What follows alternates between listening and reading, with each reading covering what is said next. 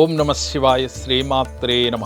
గురు బ్రహ్మ గురు విష్ణు గురుదేవో మహేశ్వర గురు సాక్షాత్ పరబ్రహ్మ తస్మై శ్రీ గురువే నమ.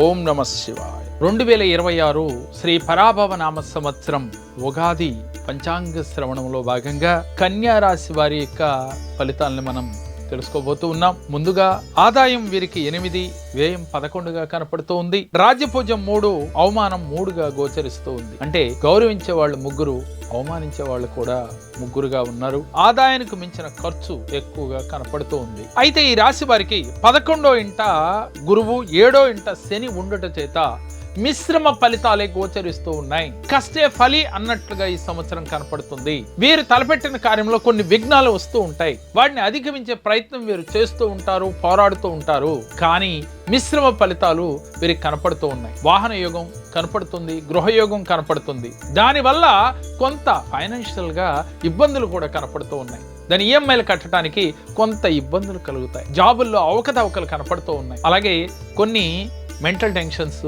మానసిక ఒత్తిళ్లు గురవుతారు. ఎప్పటి నుంచో మీరు సంకల్పించిన పనులు ఇంకా వాయిదాలు పడుతూ ఉంటాయి. వాటికి కార్యరూపం దాల్చాలి అని సంకల్పం చేస్తారు, కానీ వాయిదాలు పడటంతో కొంత నిరాశ పడుతూ ఉంటారు. మీరు ఎవరికైనా సహాయం చేయాలనే సంకల్పం వీరికి ఉంటుంది ఈ సంవత్సరం. కానీ చేసినప్పటికీ కూడా వీరికి తగిన గుర్తింపు రాదు. అక్కడ మీకు బాధ కలుగుతూ ఉంటుంది. మీ డబ్బు వెచ్చించి సహాయ సహకారాలు అందించినప్పటికీ కూడా తగినంత గుర్తింపు రాకపోవడంతో మీరు కొంచెం మానసికంగా బాధపడుతూ ఉంటారు. అరే, నేను ఎంత చేసినా నాకు సరైన గుర్తింపు రాలేదే అని చెప్పి ఈ యొక్క కన్యా రాశి వారు కొన్ని మానసిక వ్యధని కొన్ని గురవుతూ ఉంటారు. టోటల్గా అయితే బాగున్నప్పటికీ కూడా వీరికి కష్టానికి తగ్గ ఫలితాన్ని అందుకోలేకపోతున్నామనే ఒక నిరాశ వీరిని వెంటాడుతూ ఉంటుంది.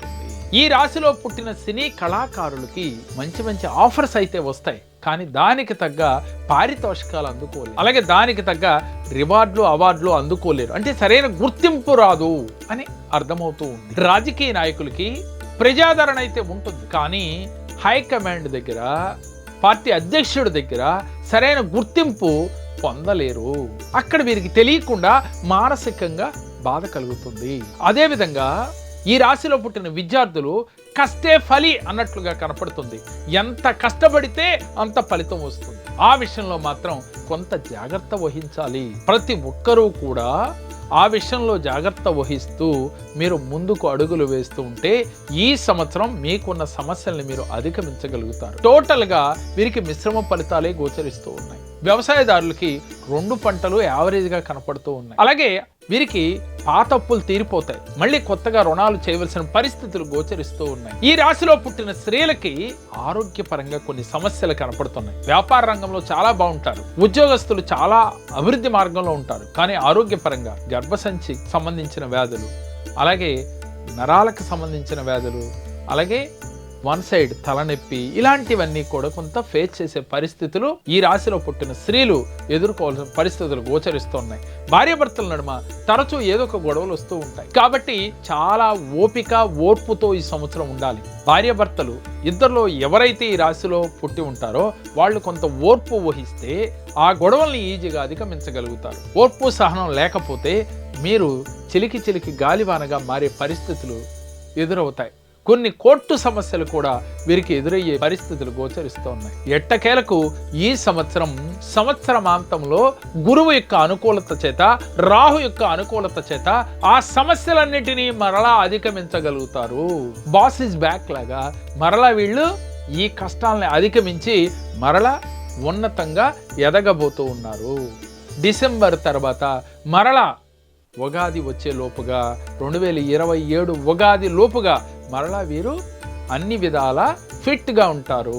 ఆరోగ్యపరంగా, ఫైనాన్షియల్గా మరలా వీరు పుంజుకునే అవకాశాలు ఎక్కువగా కనపడుతూ ఉన్నాయి. అయితే మరి ఇన్ని నెలల పాటు మనం మెంటల్గా, మానసికంగా, ఆర్థికంగా మనం నిలదొక్కుకోవాలి, ఈ సమస్యలను ఎదుర్కోవాలి అంటే నేను చెప్పే రెమెడీ, ఈ చిన్న రెమెడీ ఆచరించి చూడండి. తప్పకుండా ఈ రోజు నుంచే మీ జీవితాల్లో నెగటివ్ ఫలితాలని ఈజీగా పారదోలవచ్చు.